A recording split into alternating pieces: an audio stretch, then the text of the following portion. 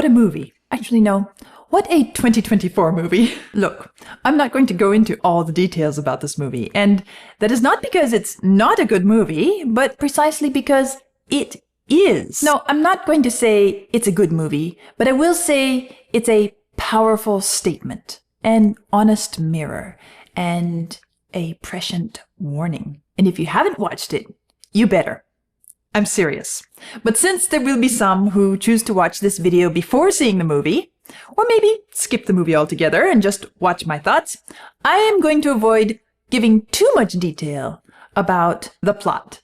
I will simply say that the plot follows a team of war journalists traveling from New York City to Washington, D.C. during a civil war set as being fought across the United States between a despotic federal government and secessionist movements to interview the president before rebels take the capital city. That's it. I know it's kind of like watching the trailer, but from my perspective, the details of the plot are truly not relevant. Now, Vlad and I watched this movie together, and partway through, he turned to me and asked, "Do you think this is really possible?"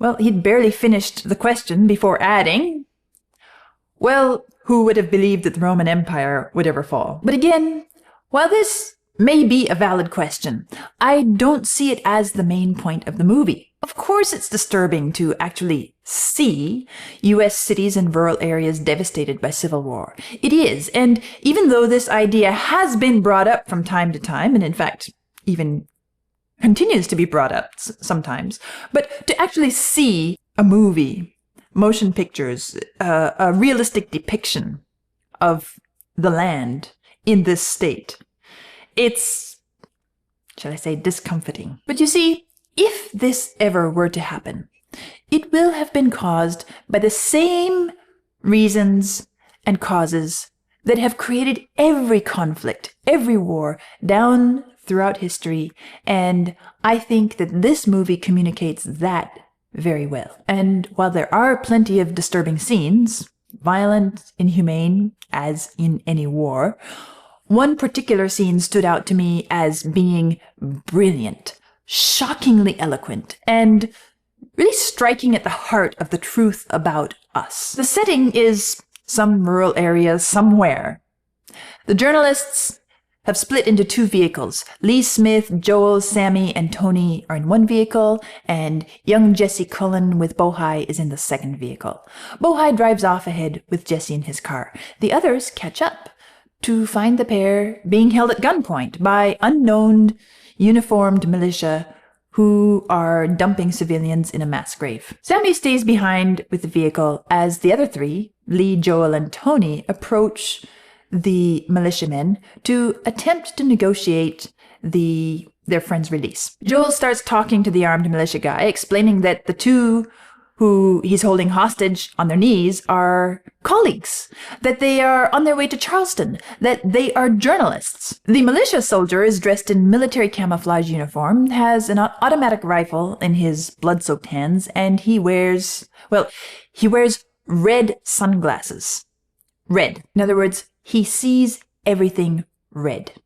You've heard the expression, he saw red. Think about that. He points to Bohai and asks, "This guy is your colleague? Yes, this guy here." That guy? Of course, they're dumbstruck, shocked. Joel tries to talk, ends up mumbling, and the dialogue starts to continue. Sir, Just what?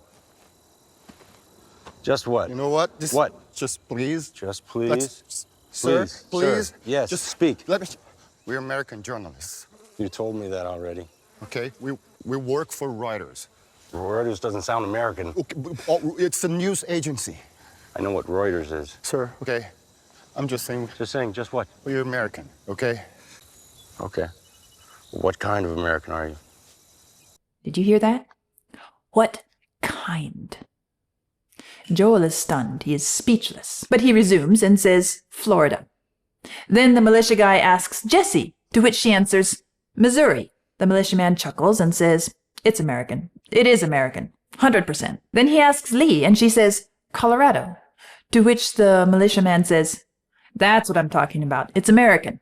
When Tony is asked to just make sure it's clear fussing English, he answers Hong Kong, and of course gets shot. Then Sammy saves the others by ramming the journalist's truck into the militia guy, but he is mortally wounded when he is shot during their getaway. That's it.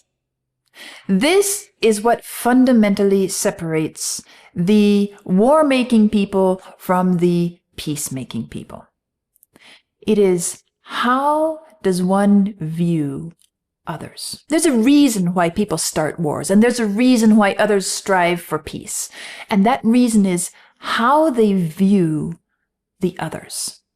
The question, what kind of American, can be extrapolated to what kind of human being, what nationality, what color, what gender, what race, what age, what religion, what political orientation. You know why?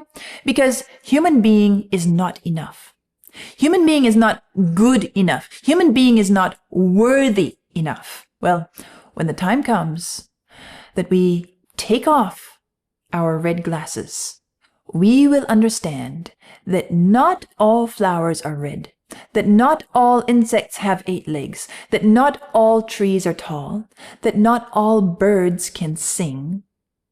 And that is okay. That is fine. Actually, it should be that way, because in spite of these differences, actually because of all of them together are what makes life on this planet beautiful. All of them together are what sustains life. All of them together are what makes life even possible.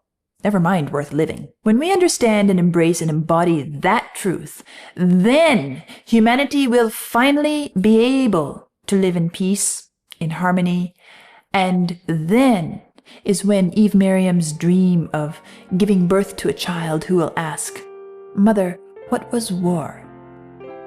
Then that dream will come true. Love and peace. I'll see you next time.